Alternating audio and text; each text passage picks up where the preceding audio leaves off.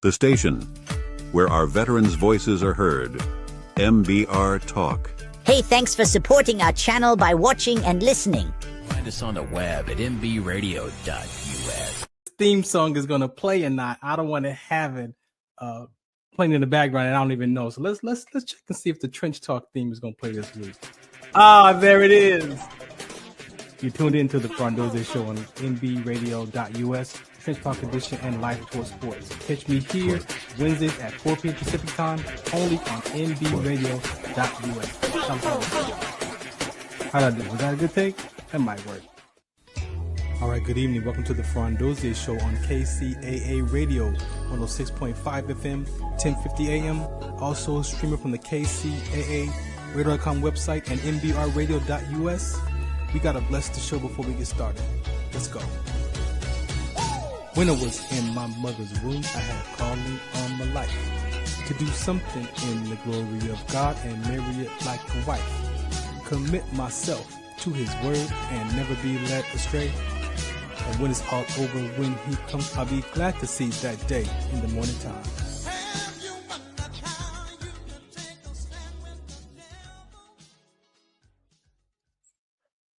All right, welcome to an episode of the Farron Dozier Show on the Military Broadcast Radio Network. That's right, MBR Radio. I pray that this thing works out today. This is what happens when you do live broadcasts. Anything can happen. I tried my best to get these headphones going, but they are not willing to work today. So I pray that the feedback is cool for you on your end. Again, thanks for listening in. Always, we have a very spectacular show for you right here on Wednesdays at 4 p.m. Pacific Time. Make sure you catch me on Tuesdays at KCA Radio. That's right, KCA Radio, 106.5 FM and 1050 AM for just another version of the Farron Dozier Show, the variety show as well. So you can catch me over there Tuesdays at 6 p.m. on the AM FM channel, and we stream as well over there. Let's see what's going on. It is Wednesday. I had a show last night. Joseph was on the radio. He's actually running for governor for California as an independent. So he and I had a really good conversation just about the things that he cares about, veterans, a lot of veteran issues, a lot of veteran topics, but really the family dynamic as well, right? And I'm an advocate for that. I truly believe that if you can meet people where they are and practice giving up your opinion about other people, there could be a whole different shift in our conversations in the world today. But you also got to give your opinion about yourself first. And that's the work I had to figure out. I had a lot of opinions about Farron all the way back to 2 years old. I can remember making up a story about my mom at 2 years old, right? And so imagine living from those emotional fractures as we talk about living, avoiding shame, embarrassment, and disappointment, right? Can you imagine living the first 40 years of your life discovering that you've been living avoiding shame, embarrassment, and disappointment? I did. And that transition out of the military, that collapse from sickle cell trait exertion with rhabdo, that was all where it started from, and living in that suicide ideation of life is over. I'm not good enough. I'm not worth it. All the I'm nots that I was dealing with, and then able to do some work around that and still be here in front of you today. And this broadcast network, MB Radio, is dedicated to our veterans, brothers and sisters, first responders, their family members. So if you want to support, you want to have a conversation, just hit us up here. That QR code up there, you can scan that and send some donations. They pay for all of the platforms. We do give donations as well as the broadcasters, but this station pretty much takes care of all of the streaming platforms. So we're live right now on Roku TV, Twitch, Twitter, YouTube, all over the place, right? And then it streams afterwards in archives on all your major platforms that you can get your podcast from. So we are very grateful for them giving veterans a voice. They say that every 65 minutes, a veteran brother and sister commits or completes their life, right? And so we do our best to help our brothers and sisters figure out what's next, find their way, find their voice. And like I said, in the same journey that I've been through myself the last 16 years, been retired now 13 years. And so just being able to figure out my own what's next, finding radio. I've been doing this for 16 years. So I treat it like it's the very first time. So you still might see some mistakes and some stuff like that. I don't have it all figured out either. Right. So we just come here to have a good time. What I discovered for myself is, I was trained in the military that civilians are not going to understand me. And I was 19 years old, and I had that drilled into my brain, into my subconscious mind, that civilians will not understand you. I'm here to tell you, after all these years of peeling these layers off, I don't understand Farron. So then why would I put that pressure on you to understand me when I don't understand me, right? So then I had to figure out at what measure, what percentage do I understand Farron? And I'm pretty good. I'm about, today, probably about 70, 80% I can understand why I behaved the way I behaved all those years, why I did what I did, why I do what I do, why I act like I act. I got a lot of it figured out right now. But the most important thing that I saw was the relatedness. And sometimes if we can just have a relatedness conversation, then you could really talk about anything on the planet, right? And so that's why I do these conversations. I reach out to people to be guests here so that we can share this relatedness conversation. I discovered that it doesn't matter what race, skin color, background, male, female, we're not different. We got the same worries. We got the same concerns. We got the same thoughts. We get the same circumstances pretty much. And it just depends on how your environment taught you how to respond or the language that you choose to describe your world. There's nothing wrong with that. And so being able to understand that for myself, give up my opinions about myself, forgive myself for a lot of those childhood decisions that I made up about my parents, that I was abandoned and my dad didn't love me. I come to find out that that was not the truth. It was my truth, but it wasn't the truth. And so when you look outside in the world today, there's a lot of things going on in social media. There's a lot of conversations, a lot of things about men and women and all these conversations. I notice a lot of conversations are mixed. You have people sharing biblical context with worldly mindsets, and they don't mix. You can't have a spiritual conversation with a carnal mindset. You're not gonna understand that in the soul. The soul wants to, but your soul has a lot of other stuff going on.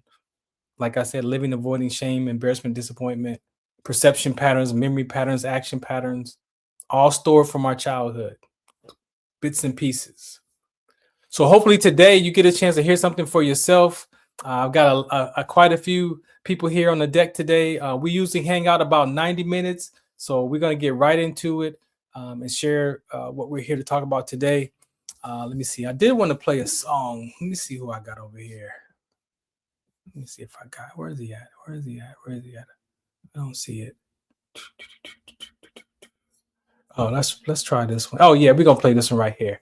We're gonna play this and play a PSA and then come back and get the show started right here on the Farron Dozier Show, the Military Broadcast Radio Network. Shout out to West County.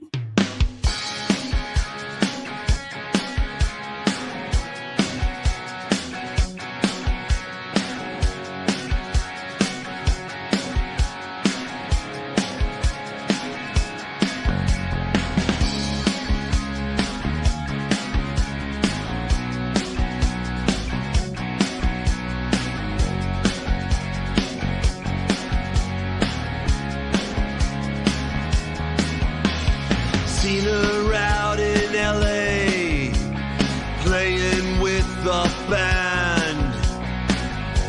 In Carolina, dancing on the sand.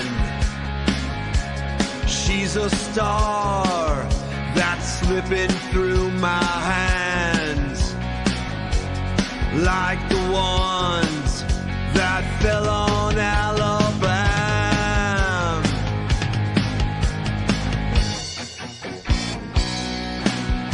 She's red, white, and blue. Red, white, and blue. She's my kind of girl, 'cause she's red, white, and blue.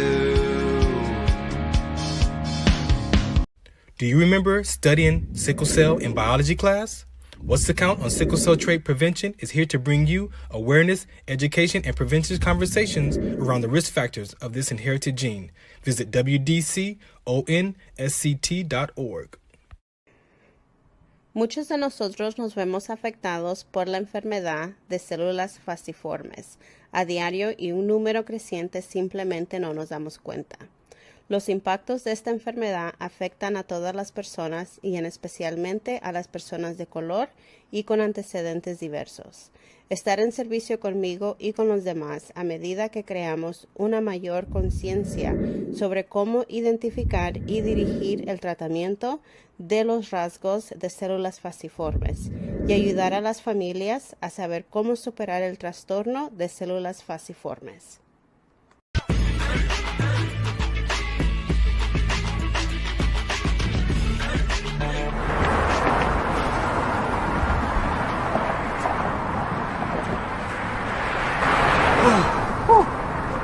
Hey, what's up, man? How you doing? I'm blessed, my brother. How you doing? I'm good, man. I'm good. Hey, did you see the game last night? Oh, that was a good game. But did you see the shot?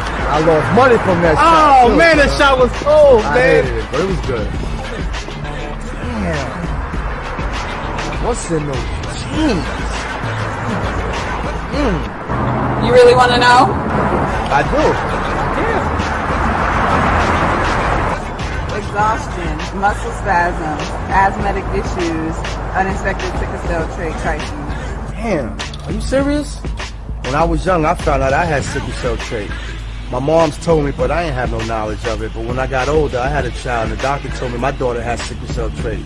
You know the facts that both parents have sickle cell trait? There's a 50% chance the child may have the trait, and 25% chance the child may have the disease. Hey, that's What's the Count. Do you know that 2.5 million people in the United States have sickle cell trait, 300 million people globally? I didn't find out I had sickle cell trait until I was in the Army 10 years. Next thing you know, I had a sickle cell trait exertion site. Sickle cell? I thought that was a black gene or something. Nah, man, the Latin community is number 2. 1 out of 36,000 babies are being born with sickle cell disease. You could be Caucasian, Mediterranean, European. You gotta know your bloodline, man. There is an inherited gene in our community that has been forgotten. The name is sickle cell trait. WDCONSCT, also known as What's the Count, is out to bring awareness, education, and prevention to people all over the globe. Want more information? Call us now at 323-215-5384 or visit www.wdconsct.org.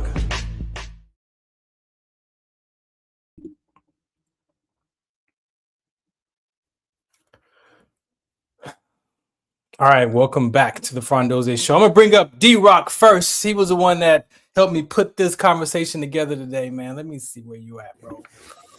What's up, man? What up, what up, what up? How you be? Man, I can't call it. All right, man. Thanks for coming together with me, man, and putting this show together, designing it, bringing the people together, man. What was in your mind when you wanted to have this type of discussion today? Basically, man, what I've learned, we both ride bikes, we both in clubs,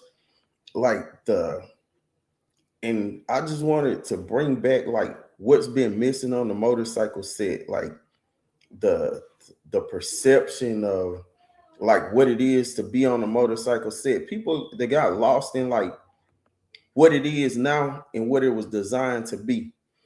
And me personally, man, I just like to ride my bike. Like all this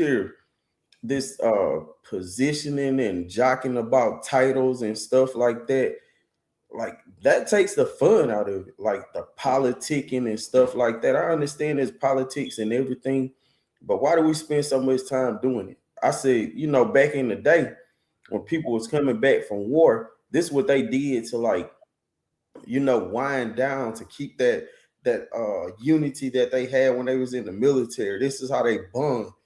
Like when you can't get the police in your neighborhood, you got a motorcycle club that come through. They was like parents, like to your kids.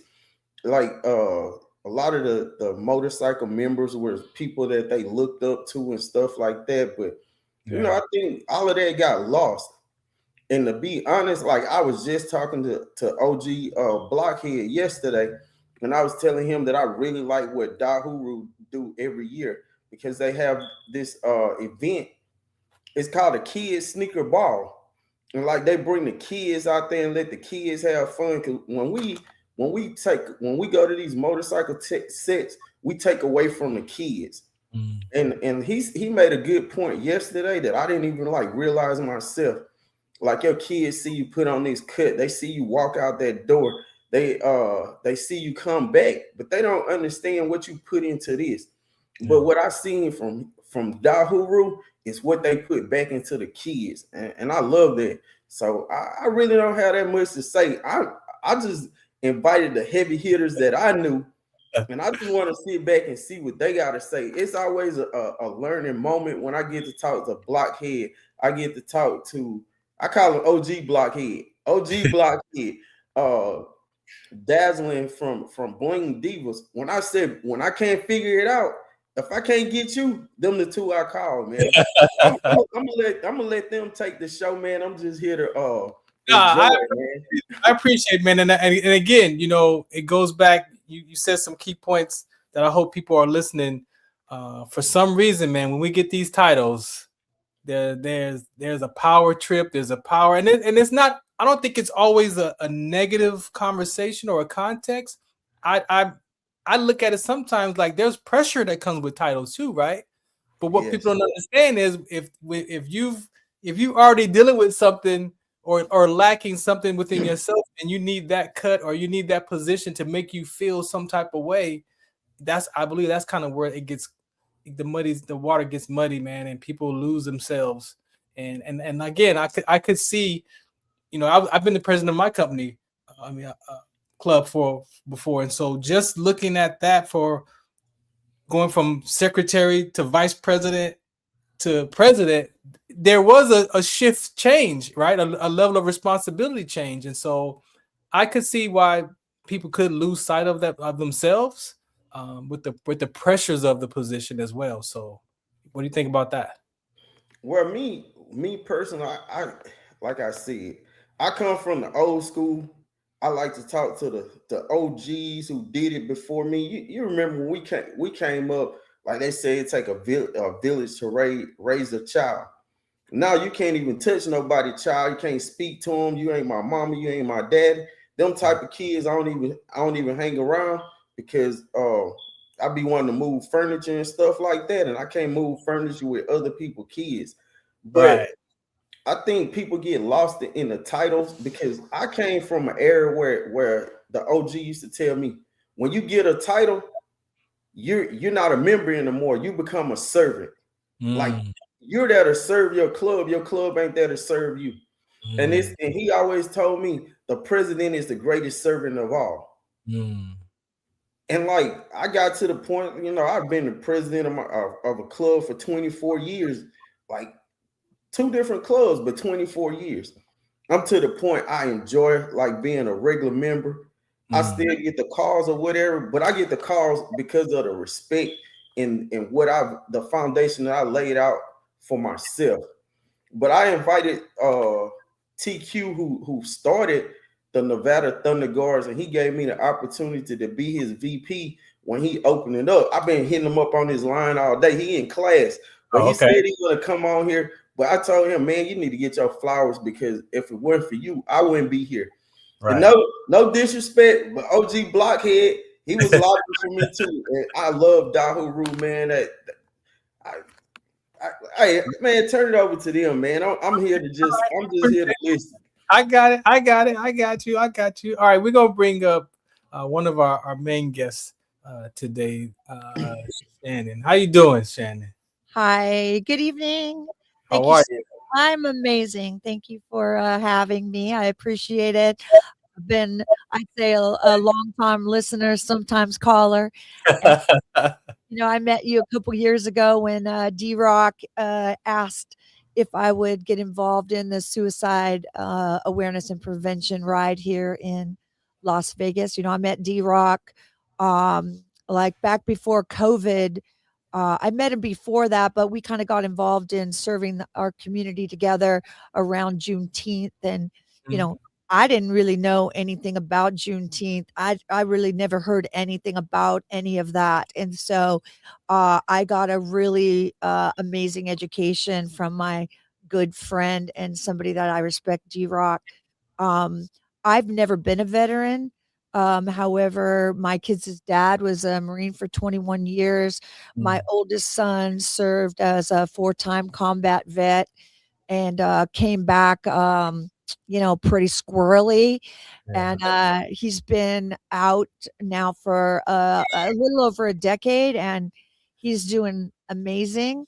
And so those veterans with catastrophic injuries that, they lost their legs, those, Right. it's easy for you to say, let's help them. But those veterans with the unseen injuries like traumatic brain and PTSD, I know that firsthand with my oldest son. And so I never served in the military, but I serve our military through doing things for veterans and food insecurity and homelessness and outreach and those things. So thank you for your service. Thank you for all of our veterans that provide us the freedom to be out there on the road doing, Harley shit, riding bikes. That's what I love to do with DRock. We've carved some miles out. We've got some plans to do some really special rides together. I'm recovering from a knee replacement, so I'm down like 4 flats on a caddy right now. I can't get but my whole aura right now is to do whatever I can to get back on a motorcycle. There are a couple times that we've crossed state lines together, and we're looking forward to doing this ride that we've planned. We're not gonna. 2 years ago. No spoiler. Well, I did invite you to go on that 48 state ride with me for 11 days, but I think you was busy or something, writing like your 4th book or something. And it was a bad experience, so I'm glad I didn't share that bad moment with you. We're gonna keep it like we got it. We would have come across the finish line together if I had to guess it. Right. All right, DRock, man, I'm gonna drop you down in the waiting room, DRock, man. I'm gonna have a conversation with her real quick, and then we'll bring everybody up to finish this off. Where you at? Right here. All right, Shannon. I just want to give the listeners an opportunity to kind of hear who you are, some background. So, who was Shannon growing up as a little girl? Who was Shannon? Give us some background. Let's go back a little bit. I was the oldest son of 2 sons my dad never had. I grew up in a real small farming community, Welton, Arizona, outside of Yuma, population of 999. Yahoo! But I just never knew what the difference between girls' things and boys' things. And so I grew up under the hood of a car. My dad built the house we grew up in. So I fished, hunted, repaired lawnmowers, all of those things. I never rode motorcycles. I'm a late bloomer. I was 47 before I even knew how to turn a motorcycle on, because my dad built like midget race cars and sand buggies and that kind of stuff. But I was bossy back then. I'm bossy now. Yeah. But I loved girls. I really loved being around my species. I like to, do just girly stuff. I was never really a tomboy, even though I got to do, tomboy stuff. I still like cheerleading and dancing and, all those things, which I think has been the success to Bling Devas Motorcycle Club. Is, we have a very successful nation with women that like women and riding with women. And I say it's a drama-free club. I don't say it's conflict-free because, conflict is healthy. It's okay. Yeah, exactly. But women that are able to respect other women and like to see other women successful. I really like that. And we hug our own lane. We don't try to do men's stuff or get involved in big boy politics or anything like that. And we've been around for about 13 years. Just a soft place to land. The club started, my daughter and I went and learned to ride motorcycles together, and she's my little mini me. And some of your past shows talking about struggles between um, your reality as a parent and Yes. what your children experienced. My daughter's going to be 35 on Saturday, and I'm so proud of her. She's just passed 1,000 days sober from alcohol. She's going to come up on her 3 years, and I think that right now I'm really falling back in love with my daughter. She's my youngest. You know, you hear parents say, "I raised all my kids the same." We're all raised in the household the same. But it's just not true. You're in a different place in your life, your relationship, financially, mentally. I Right. was exhausted raising kids by the time she came along. Um, and her sobriety means everything to her, and her emotions are real, and she's processing her past, and she's learning how to have healthy boundaries while we're both processing. She was raised in a environment of trauma. Yeah. I was the victim of domestic violence, and my kids watched that.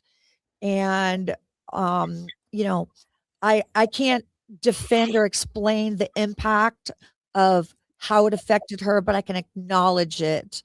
Right. And without the guilt, because I've been living in guilt for years, and she and I are just now, I think we're headed towards the best years of our life.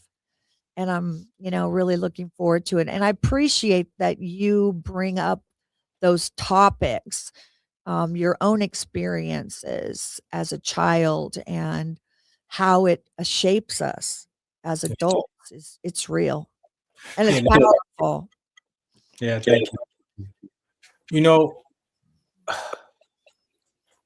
we've had some talks before about the men MC clubs and the women MC clubs, and we did a couple episodes not too long ago about that.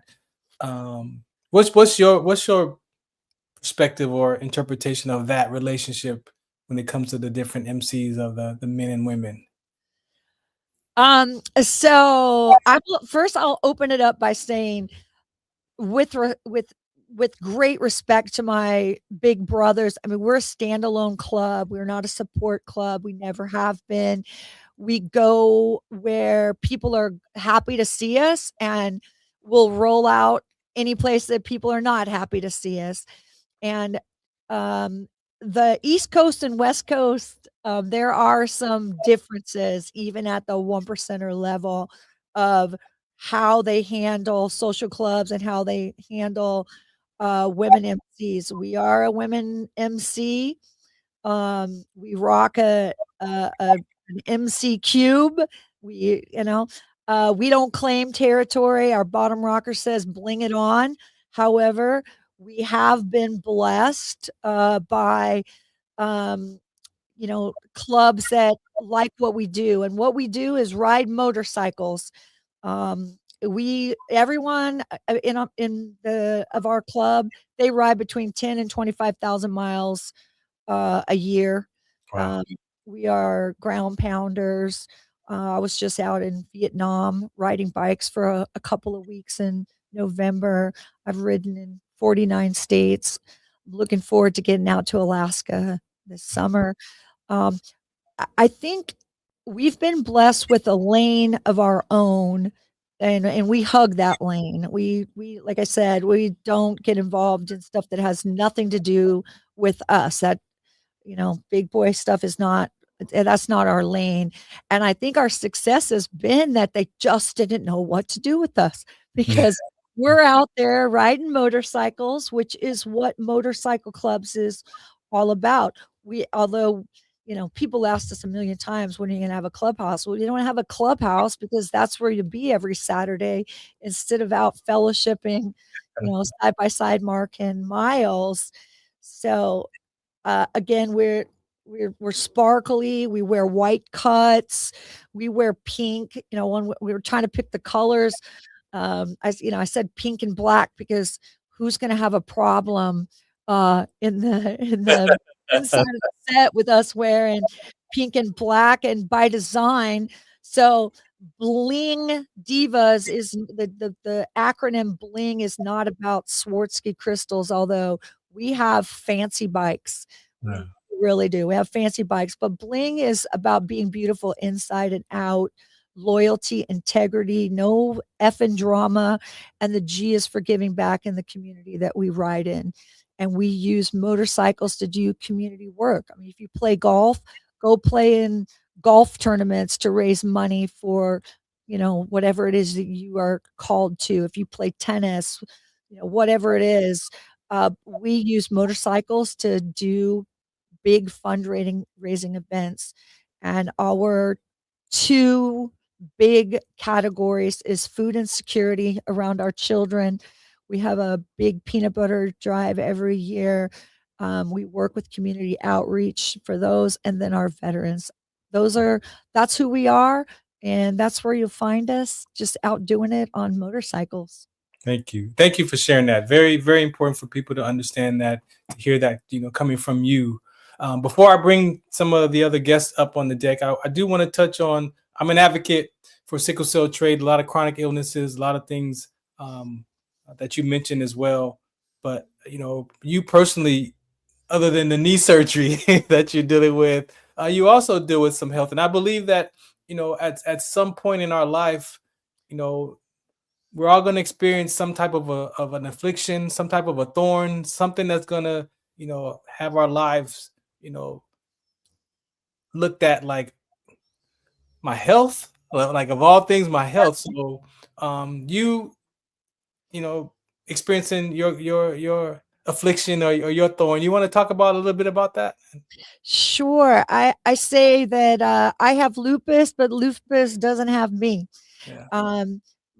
My friends, people that know me, will say that I make sick look easy, because I just will not allow myself to get treatment fatigue.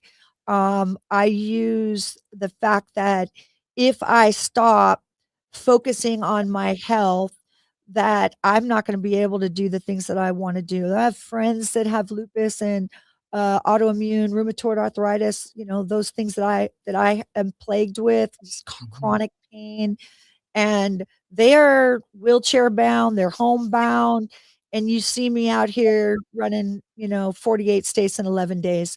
And I'm scared. I'm afraid all the time that if I let my foot off the gas for 1 minute, people that are not getting their annual checkups, that find out that they're stage 3 breast cancer and they haven't had their mammogram in 10 years.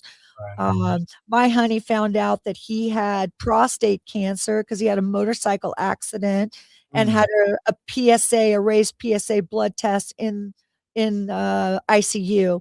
And, now he's been fighting it. But he didn't get those wellness checks. And I found out because I slipped and fell in black ice. I think God pushed me. But people need to focus on their health and make health a priority, because we're all busy. Everybody's busy, but you cannot be too busy to put your health as a priority. And so I look to be an inspiration for people that are fighting chronic illness and pain and disease. Somebody asked me how I am. How are you doing? I always say I'm great. I'm amazing. Mostly because people don't want to hear you every single time. I feel like shit, my body's crippled up. They don't want to hear that. So I feel great.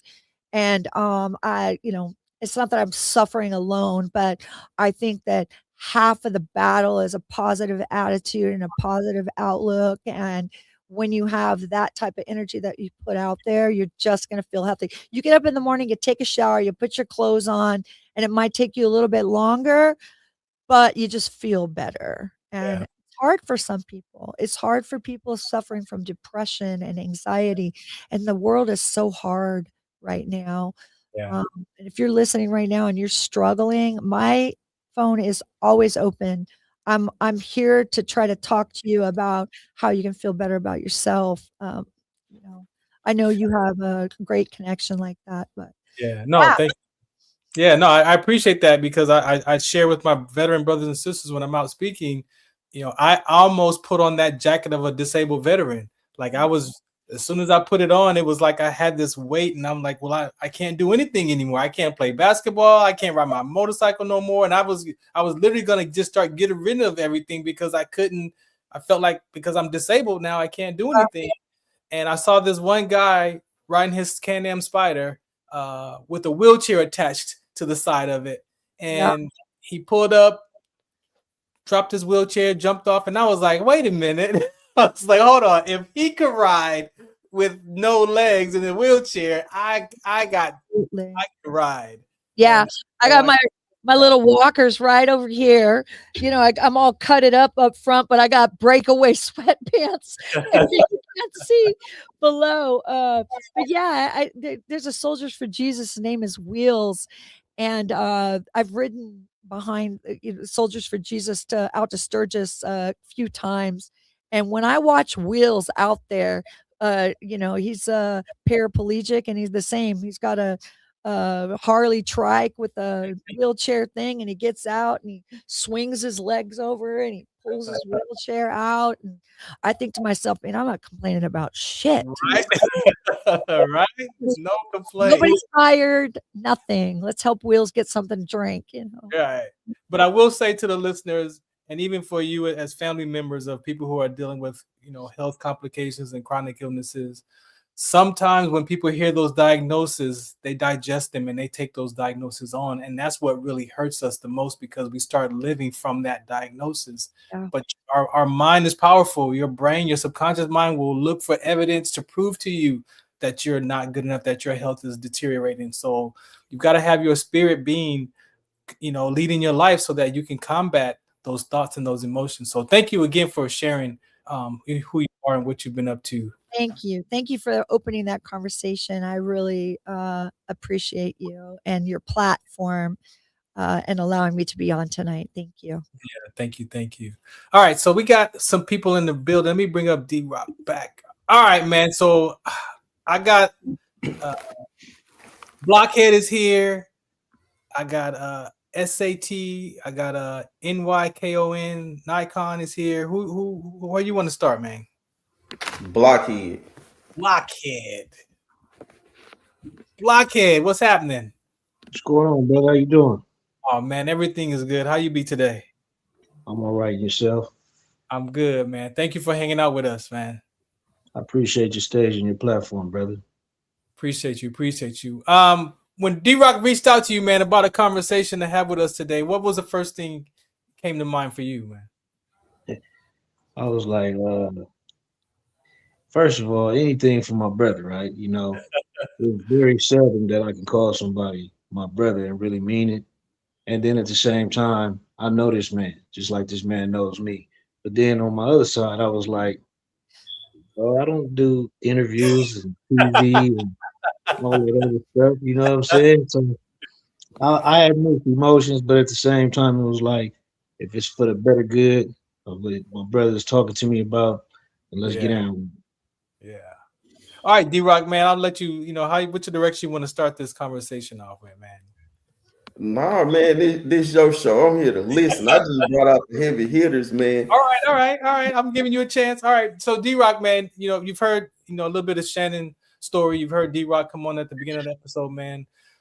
In this MC world for you, what even had you be drawn to it to get to where you are today?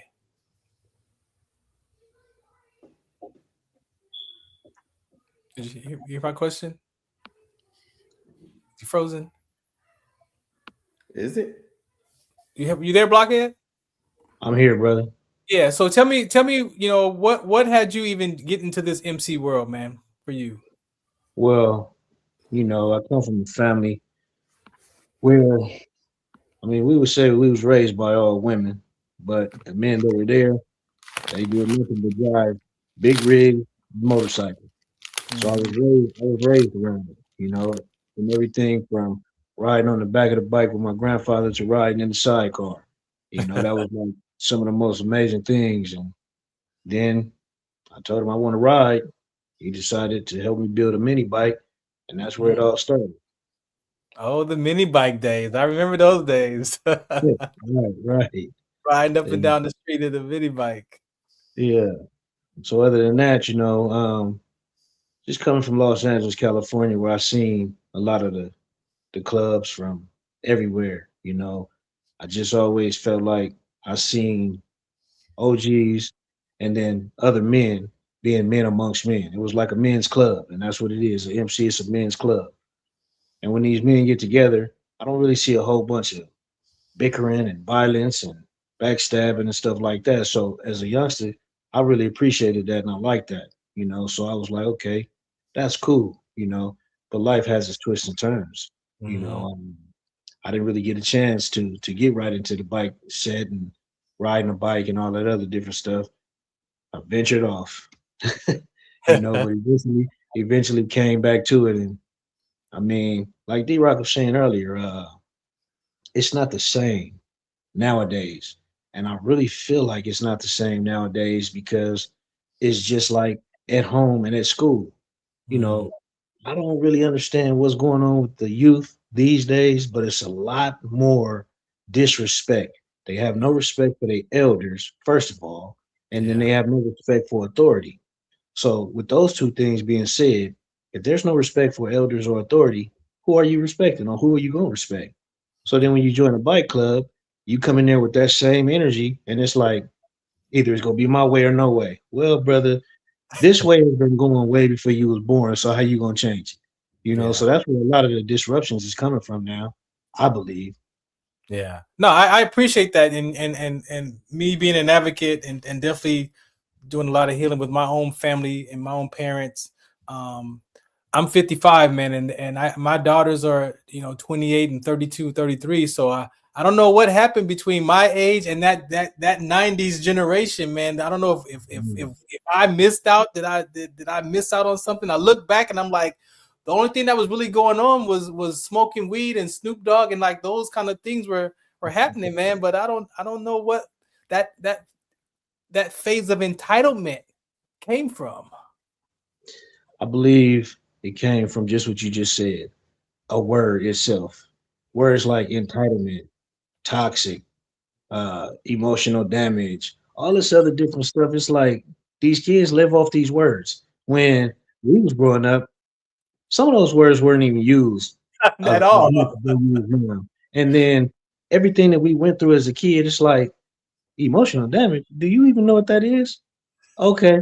Try getting put out the house at 8 o'clock in the morning and told you can't come back in the house until the street lights come on. Exactly. What? I'm hungry. I'm thirsty. Well, you better do what you got out there. I'm like, you kids is just crazy. I don't even understand where it's coming from. Yeah. But to get a hold on it, I really think to get a hold on it, like I was discussing with some of my club brothers the other day, we have to really start from within. Yes. People always say, your house got to be clean first, or make sure your backyard is clean first. And it's okay. So that's where we begin with it. And over at my clubhouse, we have rules and regulations. You can't just operate and move a certain way when you pull up to our clubhouse. And it's like the whole motorcycle set knows that. And we appreciate that and we respect that. And by that, when they pull up to our clubhouse with respect and showing respect, we give all the respect in the world. It's like they at home, So this is why we operate the way we operate to put this out there in the atmosphere. All you clubs should operate like this. Don't let people come to your clubhouse and treat it like it is what it is, or it's the streets. No, it's a clubhouse, and it's supposed to be respected. I mean, our saying is amongst us is when we're at the clubhouse, we're at Granny House. So now take that for what it means. We're at Granny House. All right. Sure. A lot of respect at Granny's house too. You don't act a fool at Granny's house. Man, and then another thing, about us, we try to set a stage where we're not just known as a motorcycle club over there. They just a whole bunch of dudes that ride motorcycles and all that. No, our community know us. Our community know us because we help the community. One thing, like DRock said, we do interact with the children. We throw sneaker balls for the children. We throw little picnics and stuff like that for the kids because we want our kids, as far as our family members and our club brothers, to know each other growing up, so they cannot say, "I ain't never met him. I'll never see him." Yeah, y'all been dealing with each other since you guys was young age up to now. We we have this thing where we feed the homeless because where one of the clubhouses is, it's like so much homelessness going on over there. And these people are people that actually grew up in these neighborhoods, went to school in these neighborhoods, and now they homeless and hungry in their own neighborhoods. So I feel like sometimes it's like, okay, so somewhere the parenting, it take a village to raise a child, or the neighborhood itself failed them, or they may have just made the wrong decisions in life. But I don't think of it like that all the time. I think, okay, well, they're still here, they're still around. Let's help these people. So we feed the homeless and everything. It's a lot of times we even buy, like, it's cold right now, bought blankets, all this kind of stuff. It's like, no, we're gonna continue to do for these people as well as we do for ourselves, because these people, they looking at us every day and they seeing us every day, but do they know us? Yes, they do know us. They can walk up on us and walk up to us and talk or have something to say and not get shooed away. Just don't be on no bullshit. Excuse my language. Yeah, you're good. I appreciate you for sharing that, man. And looking back, I know one of the biggest things for myself that I had to go and rediscover was my own self-love, my own self-esteem, my own self-worth, my own self-value. And a lot of times, if that's outside of you or it's inside of that motorcycle, like I have a whole character that changes when I get on my bike, right? I'm aware, like I like not with an attitude, but my whole senses just change when I put that helmet on. But for some people, that attitude changes too with that when you get on that bike, that helmet. And so I really believe that, the Bible says, love your neighbor with the same measure. Well, first love God with all your heart, soul, mind, and also love your neighbor with the same measure you love yourself. I really had to measure how much I love myself first. And when I told the truth, I didn't love myself a lot, I could say. But then I had this, it says measure it. So then I had to self-examine myself and like, you know what?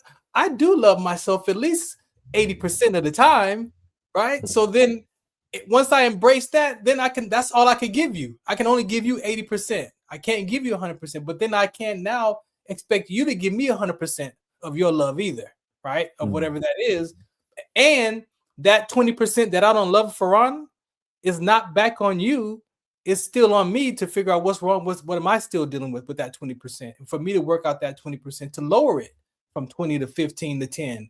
But I can tell you that I do walk around with that 20% as a shield, and you better not speak to that 20% that I don't like about myself. And so I learned that sometimes when we talk to people, we say that we communicate and we say something to someone that they don't love, that they don't like about themselves, a person can become defensive, right? So even sometimes as communication, I have a question that who's responsible for misunderstandings? Is it the person delivering the message or the person receiving the message? And a lot of times people say, either or. But I'll ask you, who do you think is responsible for misunderstandings? Who do you think is responsible? Personally, I would say the person receiving the message, because to deliver the message, you yourself have to already have talked it over with somebody before, or talked it over with yourself again after talking it over with somebody.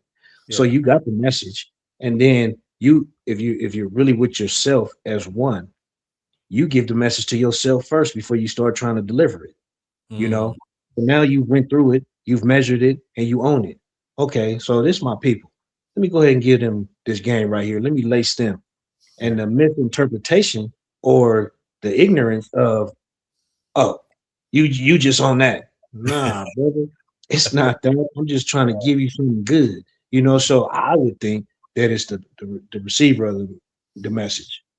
And this has no right or wrong answer, but from different perspectives and different perceptions, how I look at it is we're both responsible, because how I deliver it to you, right, and my tone and my choice of words, you may not understand. We may use different words to describe life differently. So if I deliver the message to you, my responsibility to you is to say, what did you hear me say?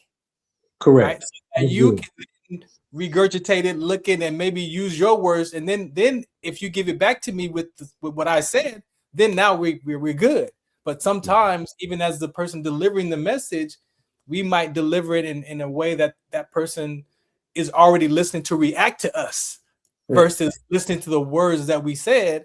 And that could lead, and we know what misunderstandings and that do. It destroys families.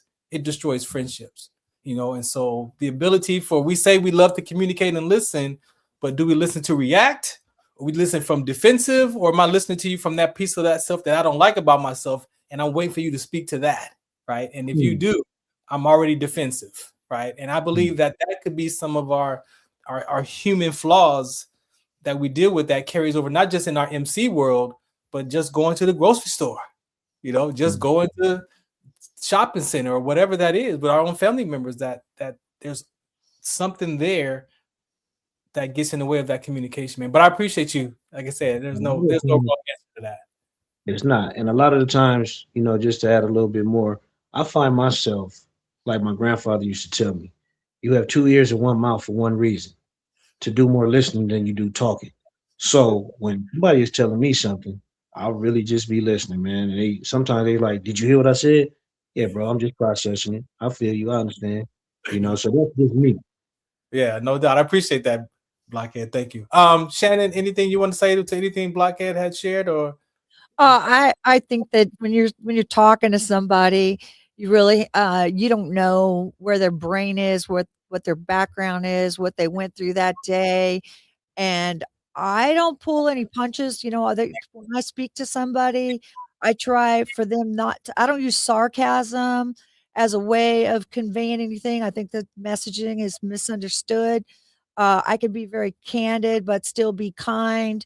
But when I'm finished speaking to someone, because I don't use sarcasm and I don't force them to read between the lines, I think that the receiving, as long as it's kind, the person that's receiving it, then the misunderstanding, it comes from just what he said, is that, and what you referred to, is that people are so busy trying to respond to the first two things that someone was speaking about, that they fail to hear the entire message. And I am not a great listener. This is, my daughter's been telling me, like, she's like, you interrupt people, it's not that I'm a one-upper, but you tell me you went to Hawaii, man, I'm excited because I went to Hawaii too. You got a new car? Well, dang, I want a new car, like whatever it is. I cooked pizza. Well, I like pizza. And so listening aggressively, I'm 60. I'm going to be 60 next, in a couple of weeks, and I still haven't learned to listen and receive everything. So, and it's not that it's a blind spot. I know it about myself. Yeah. And I'm, my commitment to having a better relationship with my daughter is that I'm going to listen more and focus on this adult conversation with her. And I think it benefits every conversation. Yeah, it does. It does. Thank you. All right, we got SAT down there. I don't know if you want to come up on the deck. TQ, I see you got TQ in the building. You want to come up, TQ? You coming up? All right, let's go. You're on mute, my guy. What's happening? There we go. What's going on, everybody? All right, how you be? Oh, you went back on mute. You went back on mute again. Oh, there you go. What's going on? Oh man, how's it going? Thank y'all for having me on here. I appreciate the invite, everybody. Yeah, for sure. Man, my brother's been speaking highly about this podcast for a minute now, so Frank decided to catch some time and get on here and listen to everybody on here, speak to a couple people that's on here. Yeah. Like the brother that was just talking, Blockhead, he gets a lot of respect from me and my guys that's here in Nevada. Like, he's been straightforward with us. When I brought TG Nevada out to Las Vegas, he didn't sugarcoat nothing with me. It wasn't no bullshit. Like, went to the sit downs and made sure I understood what the expectations of a diamond club coming to an area with a strong presence of diamond clubs, Yeah. and what was the expectation of me and my guys coming from the nation, coming in where we're all young in a club that's been around since the mid 60s, to be Mm. led by a guy that's young and that's never really been on that side of the world to experience some of the things that those brothers did. Mm. So coming here and meeting guys like Blockhead and meeting some of the older guys from Soul Brothers, Sin City, and some of the guys from Dahoo, I was putting actually in retrospect, I was handed a kingdom that if I did the work and listened to the old heads at that sit down, a year later, here we still are, and we still ain't had no problems on the set. Ain't had no run-ins with nobody, ain't stepped on nobody's toes, haven't Yeah. butt heads or came to no disagreements to where it's like, oh, all right, they here, so we ain't gonna go here and show love to this club because this club is there. Right. The brothers from OC, they've always been open arms with TG in Nevada. They've been respectful and they've always given out that open invite, like, hey, we know our clubs had problems in the past, but this is now. And it's up to you and your guys to determine what y'all gonna do and the name y'all gonna make. He hit a great point with the not wanting to the younger guys coming in and not wanting to pay that respect and listen. I was one of those guys at one point. So when he was saying that, like it really hit home because at one point I was one of those guys in a diamond club, reckless, not caring for authority, not having no respect for, like, I didn't have no respect for a lot of the rules because I didn't understand the rules. Ah. So for me, being a young kid from Las Vegas, going straight into the military and going overseas at 18, when I came back, I had a different arrogance about myself. Right. Right. And falling into a regular 99 club wasn't my ideal of being in a bike club. Yeah. Because I'm not scared of none of y'all. And that was my mentality. Like, that was my mentality. Like, I don't give a damn if I'm a prospect or not. You ain't finna talk to me crazy. You gonna talk to me with some sense, or I'm gonna use these 10 fingers and put them on you. And in retrospect, that was the wrong way of doing things because I'm coming into something that has already been here. This stay club, not mine. Yeah. So when I brought the guys to Las Vegas, it was again, I keep bringing up Blockhead because he was one of the first bros to shake my hand and welcome me into that sit there where my higher ups, they went in, did what they had to do. And if I'm not mistaken, it was Sin City and OC that was like, no, y'all not gonna be living here running this. It's gonna be him. It's gonna be him and his guys. So we need him to be able to sit down in these meetings and know how they ran, know how they conducted. He got to speak for himself in this area. Y'all can't speak for him. And that was the biggest thing to me that Sin City and OC did for us as a young diamond club and for me as a young president, because it gave me that sense of respect that these old heads are here and they understand that I'm young, but I'm not new to the game. I'm new to being in that role and in that type of ballpark, but I'm not new to the shit that comes with it. Yeah. And that's how, like, I've known my brother DRock for a few years now, and I told him from day one, I'm not doing this unless you come on with me. Because again, like I said, I'm not scared of nobody, but I respect DRock. I respect him to the point to where if he be like, hey, you need to sit down, bro. I'm gonna sit down. I'm gonna talk all the BS in the world, but I'm gonna sit down and listen. And that took with time. It took time. Like, even now, I still catch myself where I'm like, man, F all that. This is what it is. This is how it's going. And then I have to sit back and I call DRock. I call other brothers in my nation, and they'll call me and be like, hey, respect the man in that seat now. Respect the man that's doing this role now. Because one day you're going to be in that seat and you're going to want everybody to respect that same, you're going to want that same respect. Yeah. And that was a recent lesson that I had to learn from DRock, because things had got out of hand and I was just like, you know what? I know how this is supposed to go, how it's supposed to be. I built it and I'm not going to let it fall. Right. But going the way I was going was the wrong way. It was rogue. It was the same bad behavior that Blockhead was talking about. Yeah. And DRock is the one that actually made me correct that behavior, because he was like, bro, if I was in that seat, would you show me that disrespect? Nah. Ooh.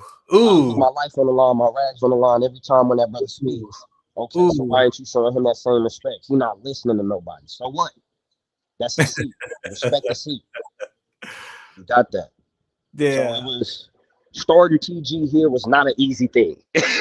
It was not an easy thing. The old heads was like, nah, we understand, but no diamond clubs is coming here. We're not having that. We're not doing it.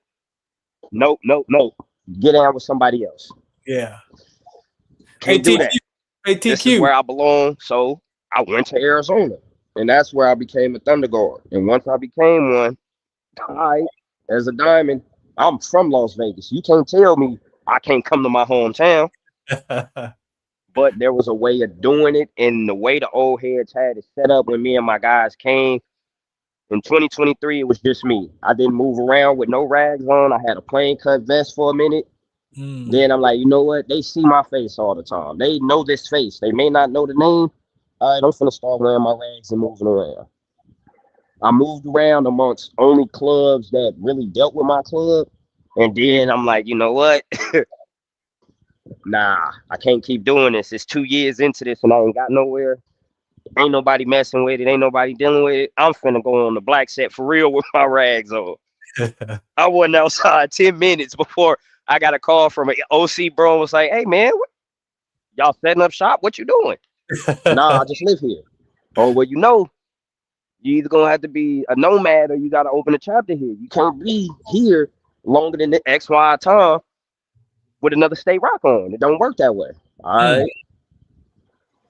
That same weekend, the nation, I did something I wasn't supposed to do. And that's again with following rules. I had to force the nation hand to come here early. And from that point on, like, again, a great advocate that my chapter specifically has always had is Blockhead. He always sent us information, you know, for the set meetings, whether we show up or not. He sent us invites to their clubhouse where it's just diamond clubs, where it's events. When we out, both clubs make sure they show each other that respect. And that's based off just the interaction and the respect that this man gives. Like when I say we, I mean the bike set as a whole. A lot of people know the respect that OC gets. They know, like you said, when you at their house, you at grandma's house. Don't come over here with that. So I understand that. I get that 100%. Like, it's just, that's how I figure my club is going to survive. Get up under these old heads. It don't necessarily got to be an old head in your nation. Get up under these old heads on a set, period.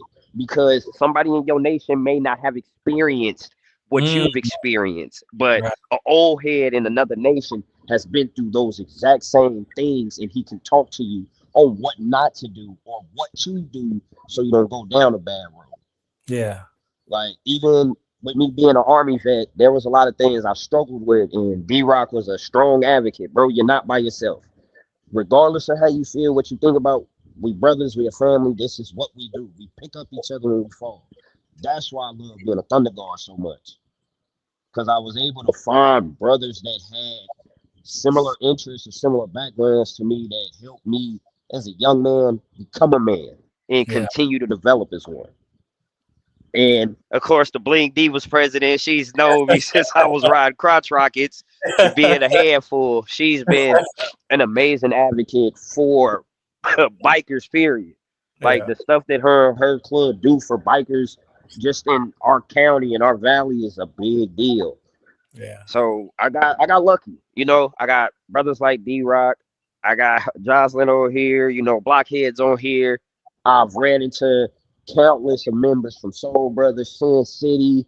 You know, I've had the blessing to be put in an area to where I can blend in, learn, and adapt. Yeah. And he made a point. That's why we don't have young guys in my club. Like, I'm the baby in my chapter. If you younger than me, it's questionable because Again, the young guys don't have no respect. They don't care about order. Like, even as a young guy, it was certain people on the bikes that I showed respect to immediately. Yeah. These young guys that's coming in now, they don't care who you are, where you come from, what you've done for the city, for the community. If it's not falling in what they believe, I've watched young guys try to fight their presidents, where the whole club should have dragged that little dude down the street and did God knows what to him, and they just standing around looking like, are you serious? You let somebody this young talk to your president? Yeah. Let that have been me. Like, somebody young talking to me like that, before I would even say something, DRock would have probably snatched him up. As a young brother, again, I've been snatched up by DRock a couple times. Like, hey, little bro, don't be doing that. So it's all about listening to your higher ups and being respectful. Hey, TQ, man. That's really all I got for it. I appreciate y'all bringing me on here and giving me the floor to be able to speak about just my experience of being a biker in a diamond club and having these encounters with the people I've came into contact with. No, hey, man, thank you. Hey, you know what, DRock, man? I think what you say? I couldn't hear you. No, I was saying, you know, I wanted to say thank you for hanging out with us, man. And I was everything that you said made me think about why we Somebody talking. I can't hear him. Y'all can hear me? Can y'all hear me? Okay, yeah, it might be. Yeah. So, DRock, man, come off of mute, man. What TQ said, man, is to me the reason why we even have started this conversation, right? Yes. Is that kind of etiquette of that prospect coming into the club, you know, with that mentality and being able to have that transition. I don't know if you know one thing, not to cut you off. Go ahead. Yeah, go ahead. One thing a lot of the older brothers, including myself and my club, we like to tell prospects, patch members, and whoever else, because this is a good saying and it's also a knowledgeable saying. No matter what you are, from a president, a nomad, a VP, a Sergeant Orange, whatever you are, the founder, whatever, you are always a prospect. I'm always prospecting. Why? Because I'm always learning. Why? Because there's always somebody out there with a little bit more knowledge than me. So me come in and talk to everybody and listen. I don't really care what your title is. I respect you as a person first. You know, you lead your club. I respect that and this, that, and the other. But I know me, and I know what I give to everybody else when I tell them. I'm always a prospect, bro. A lot of people that they know me, but they don't know me. Yeah. They just, oh, what's up, Blockhead, man? You know, and I'm like, how you doing, brother? Yeah, man, you know, I heard this was going on, and I knew I had to come talk to you first. Nah, bro. We got to talk to each other. You know, it's never big eyes and little U's, you know. Yeah. Even when I'm talking to my brothers in church, I'm always listening. At the end, I'll say, can I say something real quick? And I'll address almost everything that I've heard or I listened to all at once, because there's no need for me to be interjecting and talking when another man is trying to talk or stumbling over what he's saying to make my point valid. It's all about respect, man. And when everybody learn that and continue to learn that and display it, then everything will be a lot better. Yeah. It's like you're saying, when you give that patience and that fruit to that person, at some point they're gonna receive it and they're gonna start acting the same way from you, because you're being that calm or patience or whatever that way of being that transitions over to them, that translates over to them. And like you said, sometimes coming into the club like that, as TQ was saying, like, it was like, man, he had a whole nother mentality trying to transition over to this brotherhood that he's looking for, right? But didn't really understand. Right. Well, my thing is, like TQ said, we bumped heads plenty of times. Because when I stepped away from my last club, I was done. And he was like, oh, man, come on, DRock. Bro, I got kids damn near your age. Why would I want to follow you? Man, I don't want you to follow me, man. I need your help. bro, I ain't even interested in being a part of no club, no BS, no none of that. Cause I said, where I'm at right now, I'm gonna put hands on somebody that might be you. And he just laughing, man. Yeah, I know what you're talking about, man. I said, you really don't know, man. I'm damn near 50. I'm not out here with that shoot 'em up, bang, bang. I ain't about none of that right now, bro. I just want peace. I don't want to be I just want to be a regular ass member. They had a whole conversation. Next thing you know, we in North Carolina. Oh, well, that's your VP over there. Boy, stop that, man. I'm not about to do this. I'm not about to play with y'all. But on the other hand, like he said, man, like I'm where I am in this here world or this alternate universe because of people like OG Blockhead and Dazzlin. Like I came across some good people. Like they say, in order to be a good leader, you got to first learn how to follow. And Yes. like at one point in time, I was that TQ. I was that hot head. When I first came on the set, I was prospecting for deuces. I'm probably the longest prospect in their history. It took me 9 months to get a vest of deuces. And I think probably like after like 2 weeks of having, they had took it back. I'm tripping just like him. Young Marine, man, who tripping? I'm tripping with everybody. I got my cut too. Who gonna take it from me? Man, I came in a meeting, it was about 5 or 6. And, all right, y'all can have it, man. I ain't even tripping like that.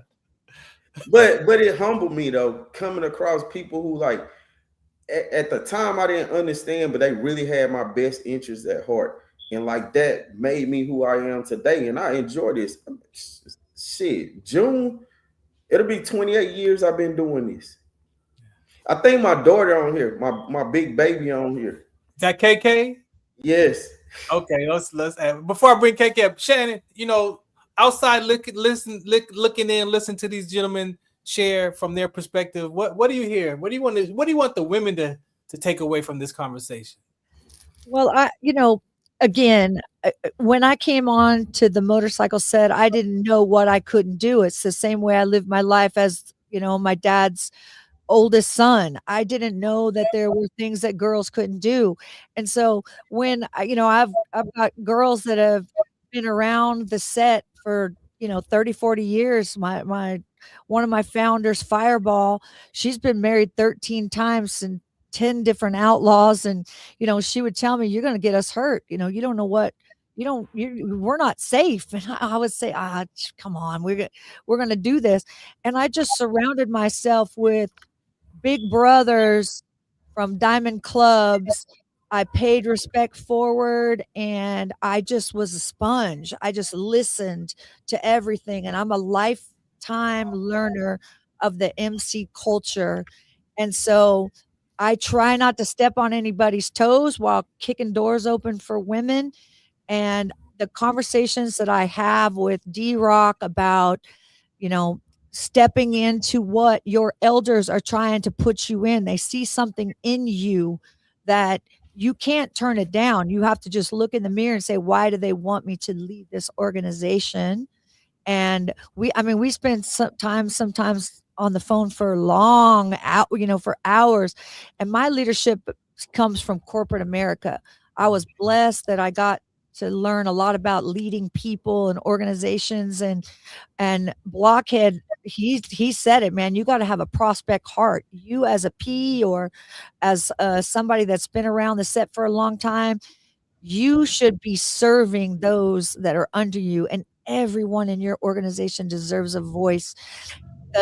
One of the scariest things, people say they're more scared of snakes and less scared of snakes and death than they are speaking out publicly or, being vulnerable enough to speak up.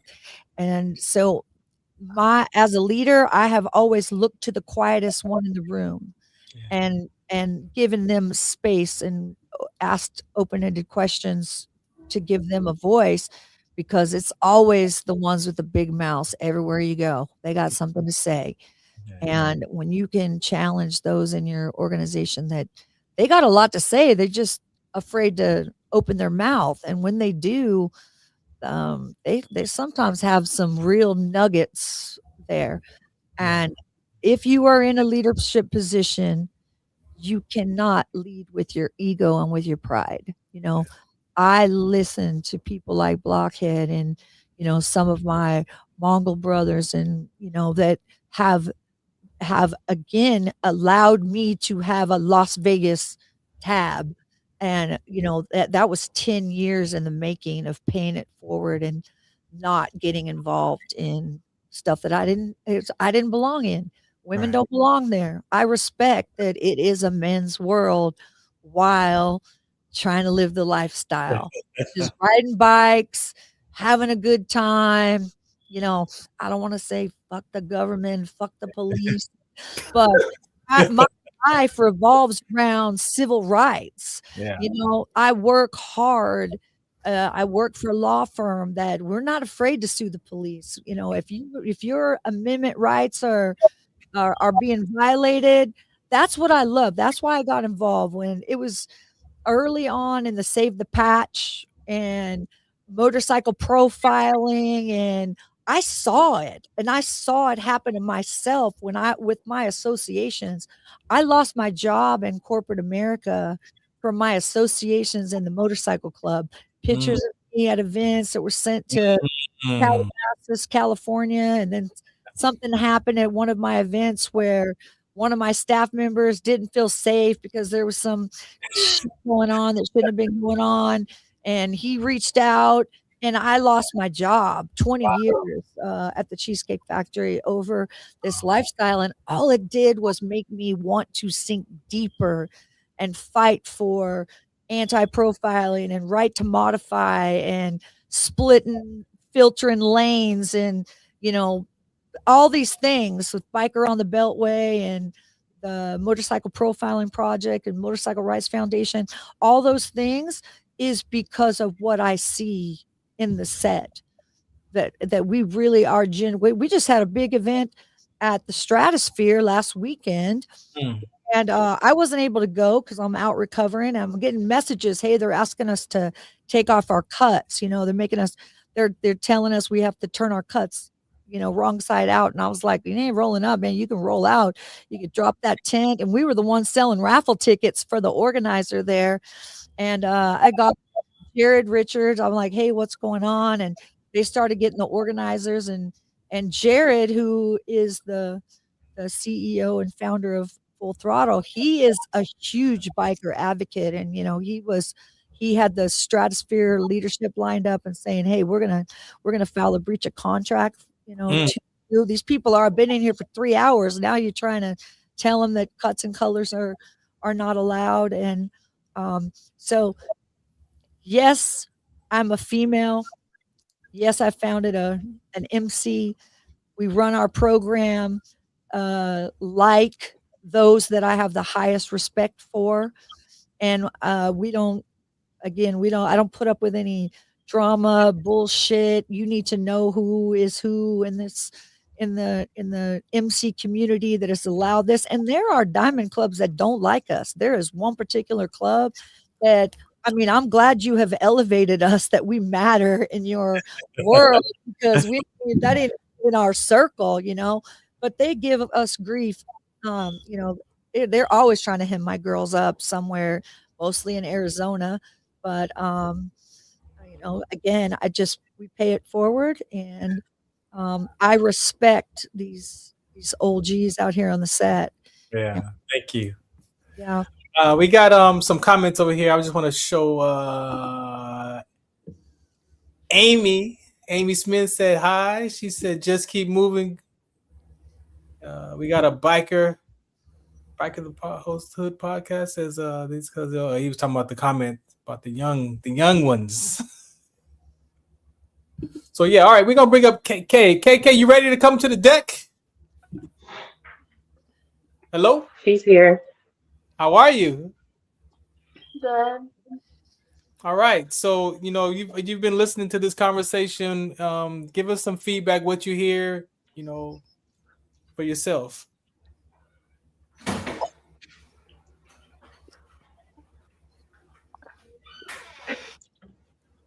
You can share. I'm her mom. She's here giggling at me because she was on and off, so she didn't hear much about it. Oh, okay. And she herself hasn't really been around the set like that, so She was looking at me like I don't have much to say.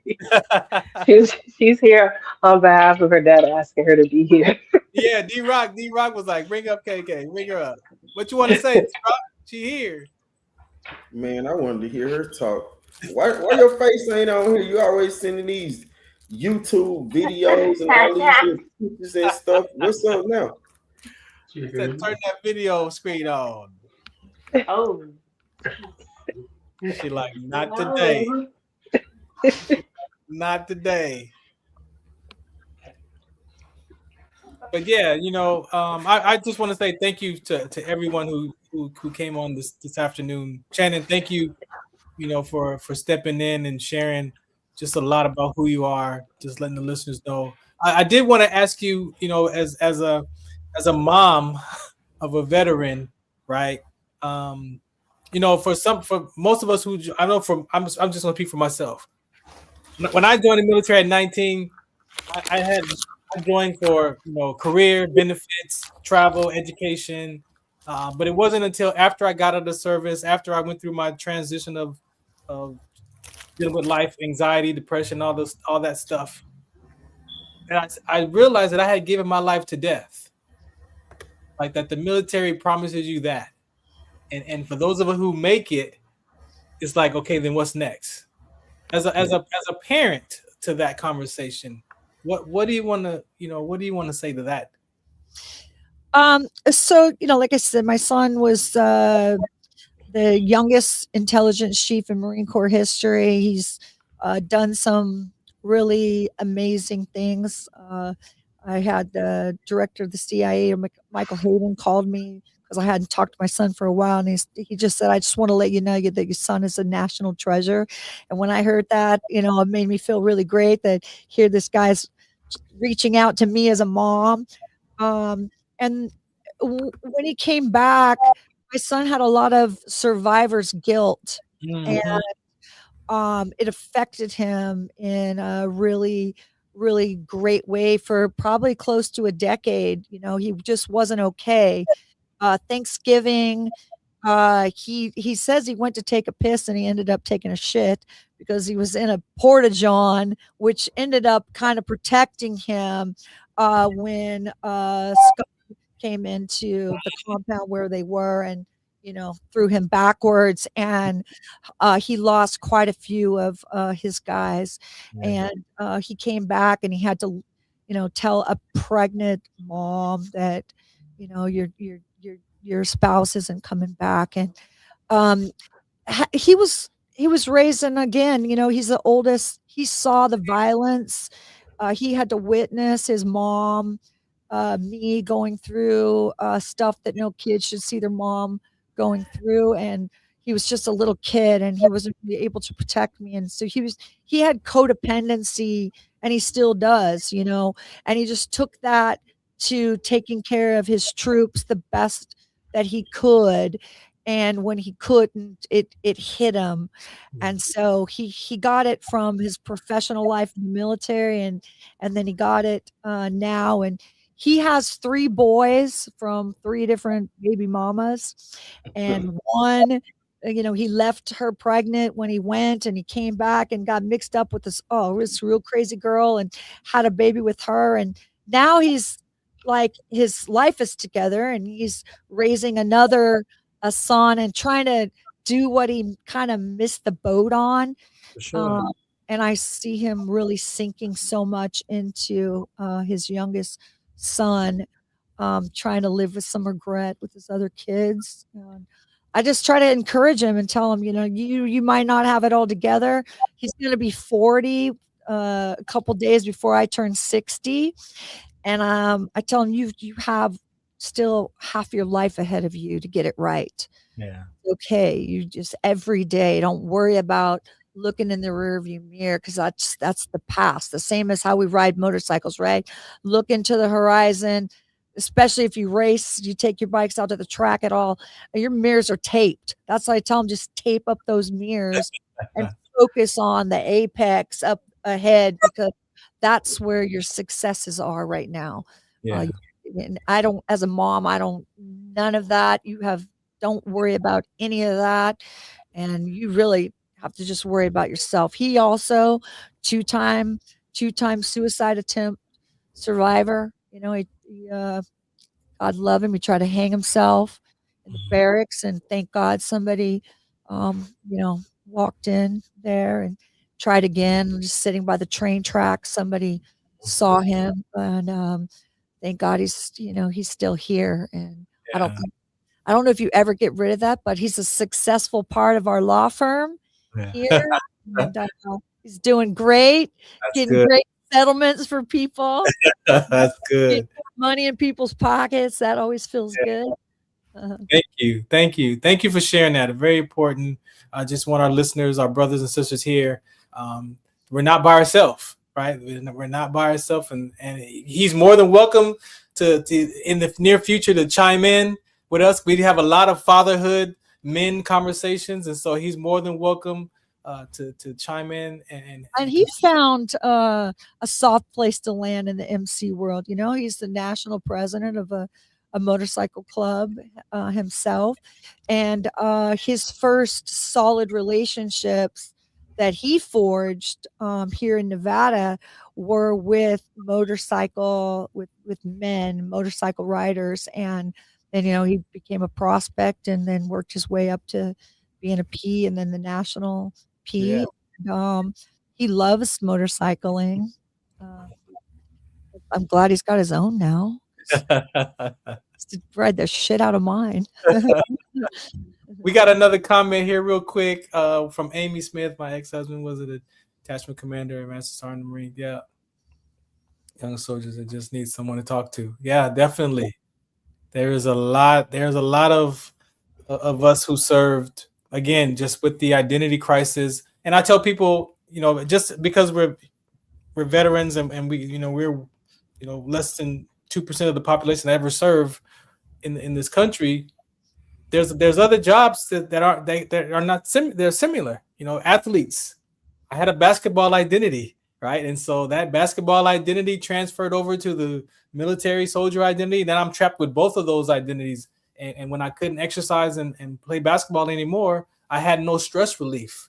And so I internalized all of my upsets and frustrations. I was mad at myself for sprinting that day and collapsing and just blaming myself. And I had to go back and self-forgive. That's why I teach reconciliation and self-forgiveness is so important, that we want to forgive other people, or we want our parents to forgive us for how they treated us. But as a child, you can go to your parents. You can acknowledge your parents and say, hey, you know what? Forgive me for how I treated you. And that was my freedom. I got my life back when I went to my parents. But I had to realize that identity, I was trapped in that rank and that camouflage. And then the basketball shoes, and so I had a few layers to peel off. And now I put it in this MC, and it's like, there's all these titles and identities as we were talking about in the beginning. And how do you manage those?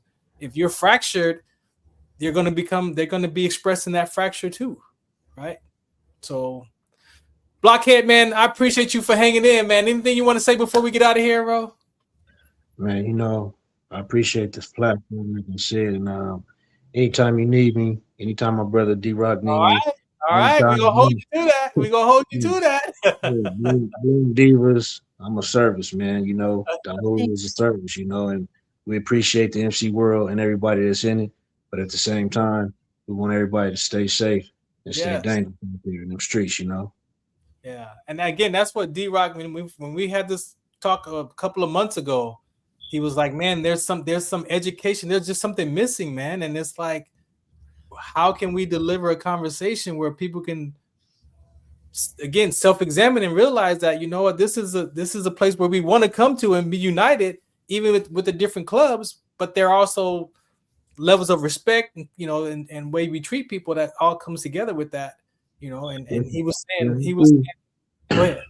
What I see is becoming more on the forefront is people like myself and DRock are finding others like us in different clubs that are respected, but as well educated to present these things. Sometimes you can go to the person that's the most respected, but it's really no essence there or any kind of education coming from it. It's just he respected because that's the big dog. And then sometimes you can go to the person with all the education And when he get on a podcast like this or something, and he's speaking, or no, let me go back real quick. He won't even be allowed to get on the podcast and speak because he has no respect in the club. It's like, listen, nobody listening to you, nobody paying attention to you, nobody even wants to hear you. So it has to be hand in hand, the respect, the education, the quality of the person, and all that. So it's starting to come to the forefront in a lot of these clubs, but it take brothers like myself, one of my mentors, which is I think he was on here, he just didn't ever come on. Nuts, I did see him. Yeah, I saw him earlier. Right there has the education of Einstein in this motorcycle world. And I'm not talking about just from one state to the next, but I'm talking about through every state, and then there's DRock as well. We reach out, we talk to these people, and I mean, this is what it takes. We the village now. We the village, and we raising everybody that's coming into this world, and we also still raising and educating those that are in this world. Right. That's beautifully said, man. I appreciate that. I appreciate that. Shannon, before we get out of here, anything? No, thank you. I appreciate it so much, and I really appreciate being on this panel with these gentlemen that they're legends, and people respect them, and to just be on the panel with some of these old G's out here, I really appreciate that. Thank you for allowing me to take up one of the squares. Of course. Thank you so much. Yeah, and I'm here for anyone in the community.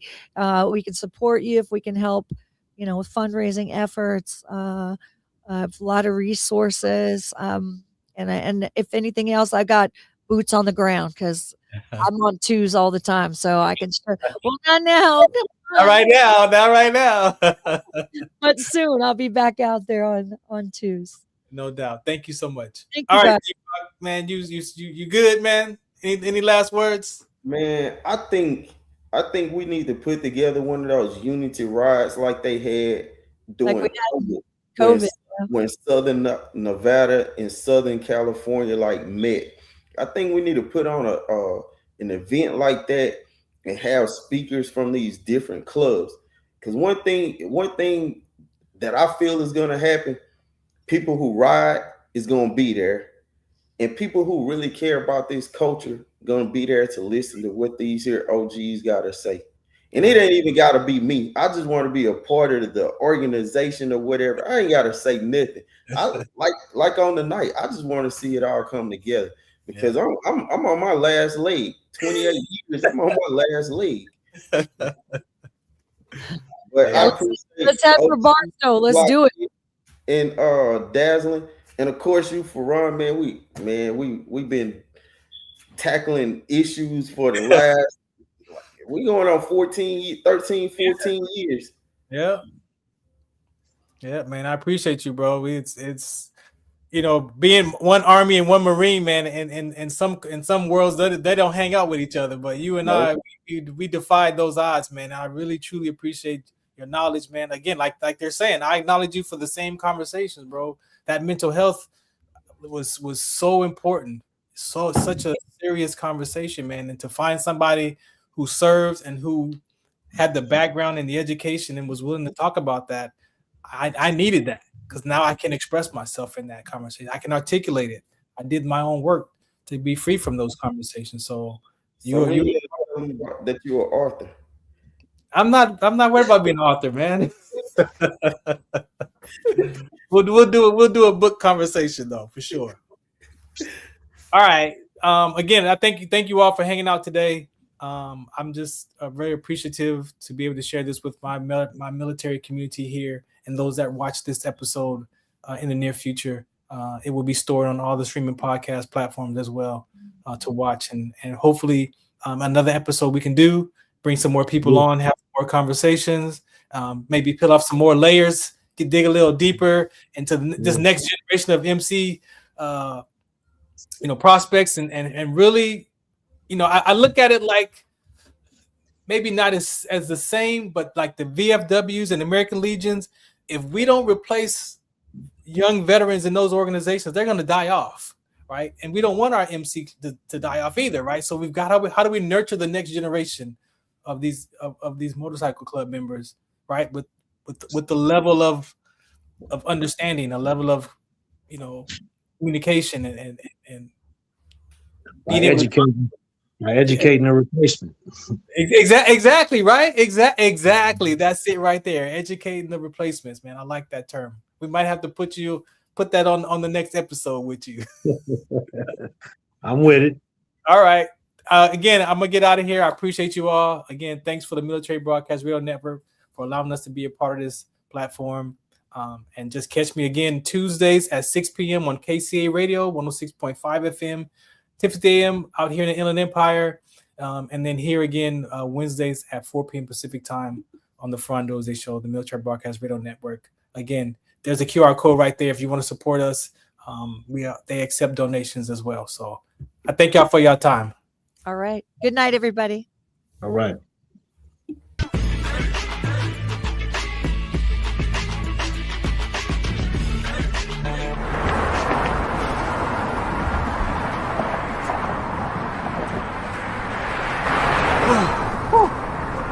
Hey, what's up, man? How you doing? I'm blessed, my brother. I'm good, man. I'm good. Hey, did you see the game last night? Oh, that was a good game. But did you see the shot? I lost money from that shot. Oh, man, that shot was cold, I man. hated it, but it was good.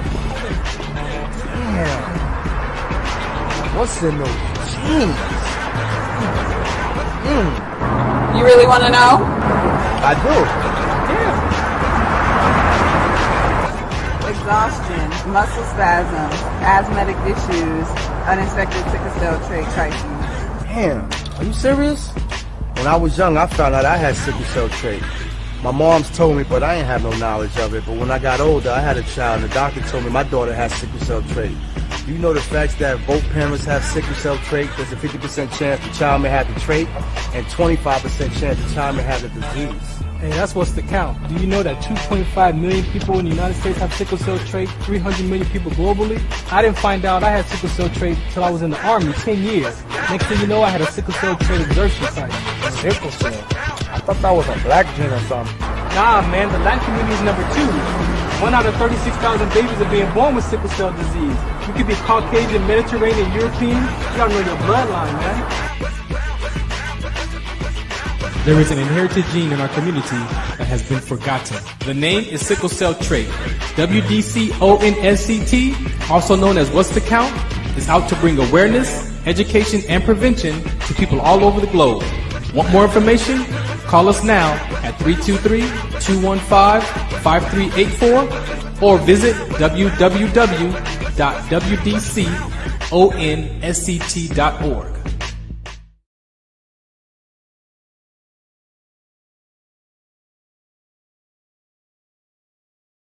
Zetovia salve, made from natural and organic ingredients, good for inflammation, poor circulation, hemorrhoids, yeast infection, lip sores, dry coughs, eye pain, minor cuts and bruises, and ready to purchase at botanicaherbalco.com.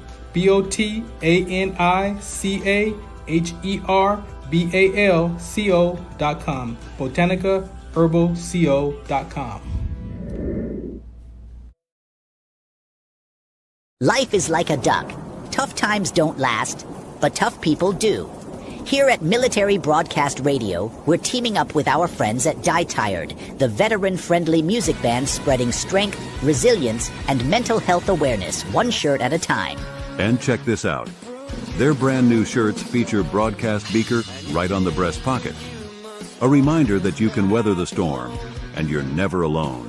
Shirts are only $25 and proceeds support giving veterans a voice. MBR's mission to teach veterans how to podcast and videocast. Because when our vets are talking, they're not overthinking. They're not second-guessing. Together, we stop the 22 stigma. Grab your shirt today at mbradio.us and hit the shop. Or go directly to toramerch.printavo.com/merch/dietiredband. That's toramerch.printavo.com/merch/dietiredband. Suit up, stand strong. Remember, we're unduckable together. You're built tougher than the storm.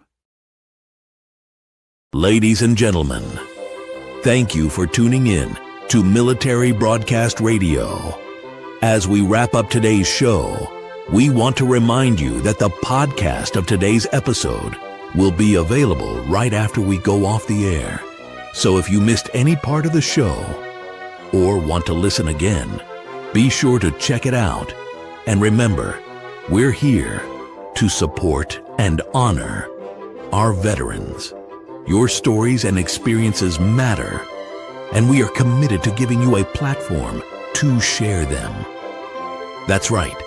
We're here to give our veterans a voice. So don't forget to catch the podcast and stay connected with us. Giving our veterans a voice.